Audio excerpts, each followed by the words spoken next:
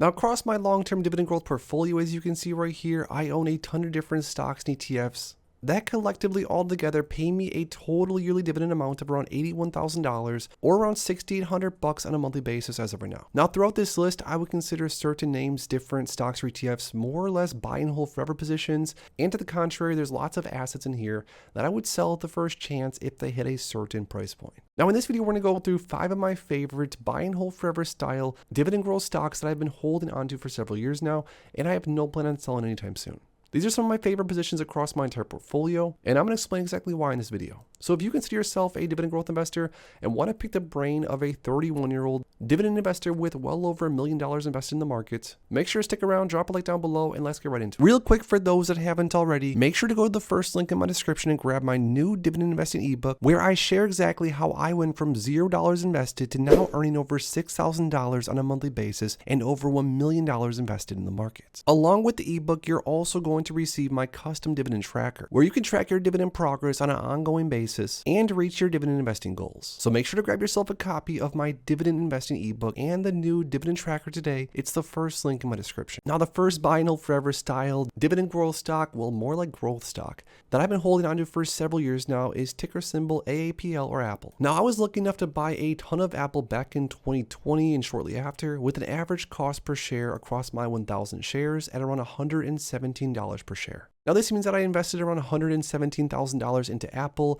and of course, if I could go back in time, I wish I would have invested a lot more into Apple. I thought Apple would do well over the next decade, but I didn't even think it'd be this high this quickly. This also means that I'm up substantially on my Apple position, and I'm still holding on to my Apple shares as of filming this video. Now, I bought Apple a long time ago, sort of just as a safety play. I figured that if Apple stock was to crash to a certain level, the entire market would probably be pretty messed up, so I figured Apple was a safe foundational position in my long-term portfolio, and I guess I was right about this one. Now, with my 1,000 shares of Apple, I'm currently earning around $250 per quarter in dividends, but of course, that's really pennies if you look at how much I'm up as far as price return goes. Now, it's hard to say if or if not I would ever add any more Apple to my portfolio. I haven't added another single share in well over a year now, although at this rate, who knows, Apple could just keep going up and up and up from here. The next dividend growth stock that I would consider sort of a more or less buy and hold forever position is ticker symbol lower Realty Income.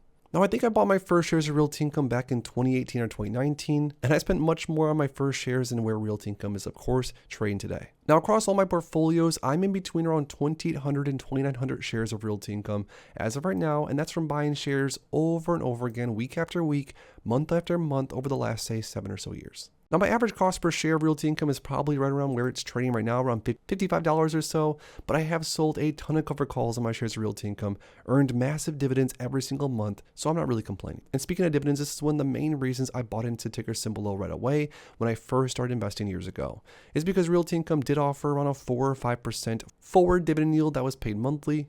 But not only that, Realty Income owned and still owns some of the highest quality real estate across the entire world. And on top of that, Realty Income does live up to its dividend growth name. It has paid more and more in dividends long term. Even since I've held on to Realty Income, I'm getting paid more or less 3 or 4 cents more every single month per share that I own, which as of the last count, I think I'm earning somewhere in the field of $760 every single month in dividends across all my portfolios. Now, because I have such an interest in high quality real estate, there's really no reason that I would ever sell my Realty Income shares. Even if I'm down a little bit as far as paper loss goes, I'm still earning juicy dividends and of course, making a ton of money off cover calls. Another one of my favorite dividend growth names, and again, all these names are just in the context of my favorite names. These aren't the best names across the market. These are the best names that I like that I'm going to plan on hold forever. But I'm talking about Main or Main Street Capital, which I've been holding Main across my portfolios again, basically since I started investing. Now, Main Street Capital is up a ton since I started buying it way back in the day at around $25, $30 per share. Not to mention, Main Street Capital is one of the best business development companies across the entire market, if you ask me. Now, Main Street Capital, where it's trading at currently, is only offering around a 5.71% forward yield. And that's, of course, because its share price just keeps on going up. Now, as far as Main's dividend history, this is where it gets really exciting. Main Street Capital has not only paid more and more dividends monthly over time, but also you see all those dark lines there? Those are special dividends. Those are basically dividends on top of the dividends that you're already getting every single month, which Main Street Capital has paid out dozens of them to me since I started buying the shares. Now, Main Street Capital, even where it's trading as of today, I'm still gathering more shares of Main Street Capital along with Realty Income. And I'm looking to have Main Street Capital become a much larger portion of my overall portfolio in the years to come. Another dividend growth name that I bought a long time ago that I do plan on holding forever unless something of course changes is United Parcel Service, or UPS. Now, I luckily bought a lot of UPS back in 2020 at well under $100 per share. And even though UPS since then has peaked at over $225 per share and all the way back down to where it's trading as of right now at $142, I'm still holding on to my original shares, and I've been getting paid dividends every single quarter and more in dividends over time. Now, will UPS recover sometime in the future and hit all-time highs?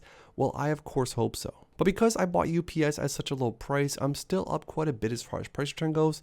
And like I sort of mentioned, UPS has not only paid me dividends every quarter, but since I started buying UPS a long time ago, this dividend growth name is paying me like 50, 60, 70% more in dividends on a yearly basis.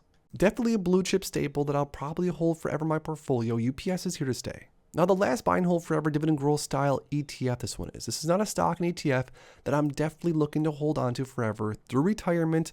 This is hopefully what's going to pay my bills when I'm old and gray. I'm talking about the Schwab US Dividend Equity ETF, or SCHD, which I've been buying now consistently for around 1 to 2 years.